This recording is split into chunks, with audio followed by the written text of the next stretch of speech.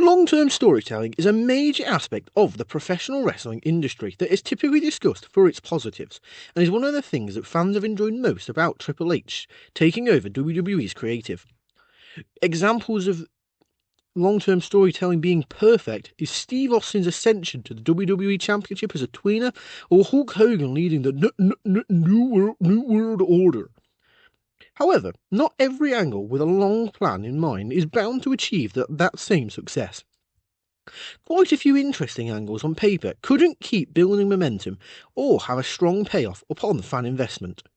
WWE and other promotions always hope the audience will follow the story with each step of the way, but fate would have things go the opposite route. Each of the following storylines showed that long-term storytelling could suck when done wrong.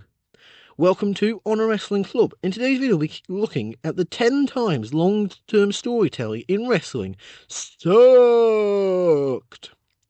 Welcome to the club.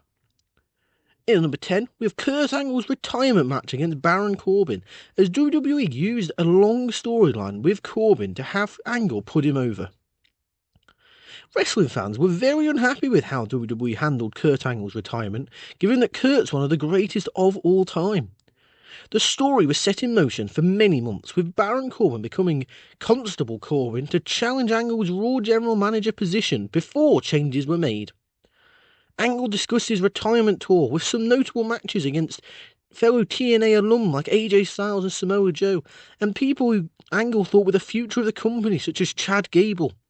However, Vince McMahon was adamant that he wanted the payoff of Corbin retiring Angle.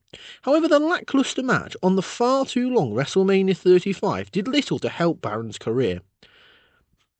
In number 9, we have AEW, who experienced the worst luck ever with the Devil reveal, as Adam Cole and MJF both got injured, made this long-term mystery a bust. AEW spent almost half a year setting up the mysterious devil character haunting MJF after he turned face. Adam Cole was already the predictable choice, but it became more flawed when Cole suffered a leg injury. MJF also suffered an injury to see AEW trying to pay off the angle by having Cole betray MJF before both would take time off. The idea had potential, however the lack of an execution made it among the biggest failed experiments in AEW history. And it was even voted as the worst wrestling storyline of the year in the Wrestling Observer, if you put any weight into Dave Meltzer's opinions. Cole and MJF have both returned with a different chapter, essentially erasing the past as they move forward. In number 8, we have the Mr. T vs Roddy Piper feud, which led to a boxing match at WrestleMania 2, as WWE tried to pay off their issues from the previous WrestleMania main event. The first WrestleMania event featured a huge matchup of Hulk Hogan and celebrity Mr. T defeating Roddy Piper and Paul Orndorff. Piper was always paranoid about his spot and didn't easily sell for a celebrity such as Mr. T, in fear of harming his own credibility. WWE would sell this tension between the two a full year later with a boxing match at WrestleMania 2. And boxing is in the loosest air quotes in the world there. The spectacle turned into a disaster, and Piper refusing to lose caused a confusing ending of Piper body-slamming Mr. T in the midst of the 4th round. Mr. T and Piper having a weak boxing match wasn't worth all that time and investment. And also, WrestleMania 2 is one of the worst ever, so I just don't really watch it, unless you want to watch a very funny promo from Mr. Piper. It's brilliant. In number 7, we move over to WCW now, and we have Sting and Lex Luger's final WCW feud, which played off their history, as a decade-long friendship was used for a personal rivalry. WCW typically did a great job with Sting and Lex Luger, whether they were friends or the bitterest of enemies. Fans loved the tag team act of the two beloved characters working well together. WCW even added layers in the mid-90s of Luger turning heel against most faces, but remaining loyal to Sting as a tag team partner. Luger would finally betray Sting in 1999 when he became a ruthless heel. The feud unfortunately had no momentum, as WCW continued to spiral out of control and lost its goddamn mind. A feud between two legends with a strong history should have meant so much more, but it was done for the shock moment with minimal positives. In number 6, we're coming back to Baron Corbin, guys. Woo! What a 2019 Baron Corbin had. Anyway, in number 6, we have Baron Corbin tormenting Roman Reigns on SmackDown in a feud based entirely around dog food, and this lasted for months, despite fans hating every single segment. Roman Reigns turning heel felt extra appreciated due to how bad his face run was going in late 2019 and early 2020. Baron Corbin getting a major push as a top heel led to WWE running a feud between Corbin and Reigns into the ground. Humiliating moments such as Corbin pouring dog food onto Roman just made fans want the angle to wrap up faster, but it kept on going and going and going and going and going and going.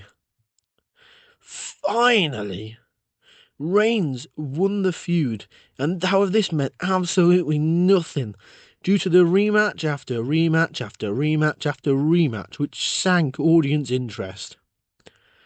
In number 5, we have Vince McMahon's illegitimate child mystery reveal, as Hornswoggle was the worst reveal after months of speculation.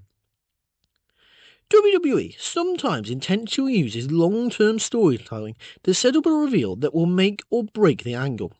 There was strong interest in a story about Vince McMahon discovering he had an illegitimate child from his past on the roster. Months of storytelling saw McMahon trying to figure out the mystery, as several stars were teased, including Triple H, because, lol, incest. Why does Vince keep trying to make incest happen? But this was a storyline that once again became dependent on who was revealed to be his child. Mr. Kennedy was originally planned, which would have been very interesting. However, his suspension ruined the original plan, and it forced a late last-minute change. Hornswoggle got the push instead, and it completely changed the dynamic of the story to ruin all that build. But hey, congratulations to Hornswoggle.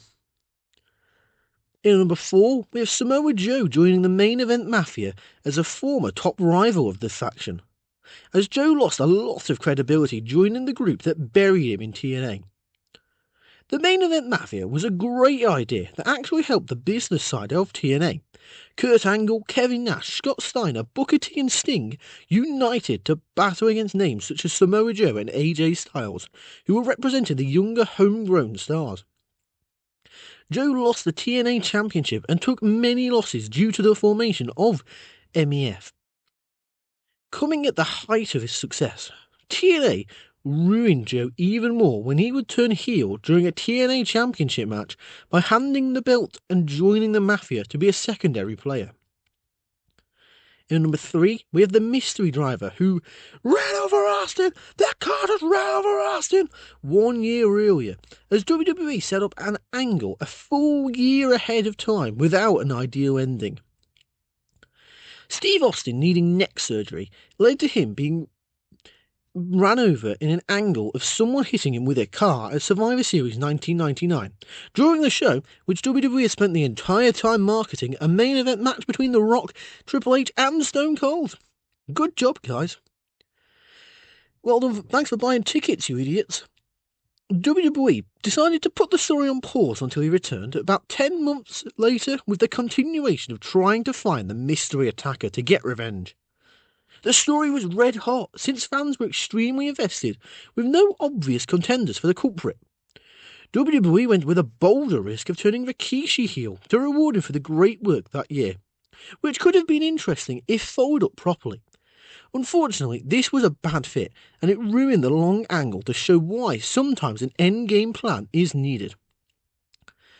In number 2, we're sticking with vehicular attacks here, as we're moving over to WCW and their mysterious White Hummer driver angle, as a White Hummer storyline of 1999 turned fans away from WCW.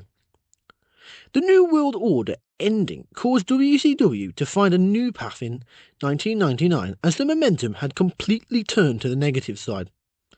Eric Bischoff came up with the idea of having a big mystery storyline last most of the summer of 99. A mysterious figure was driving a white Hummer that did dangerous things to various babyface wrestlers. The problem was that WCW had no ideal answer and decided to completely drop the angle. Eric Bischoff started driving a white Hummer the following year to bring the storyline back in a confusing fashion after fans had forgotten about it. And in number 1, we have to talk about the stupid laptop, as the anonymous Raw general manager kept going with no reveal, as WWE ran a promising storyline into the ground without a payoff. The anonymous Raw general manager was actually an interesting and intriguing storyline premise of having a mystery figure running the show remotely.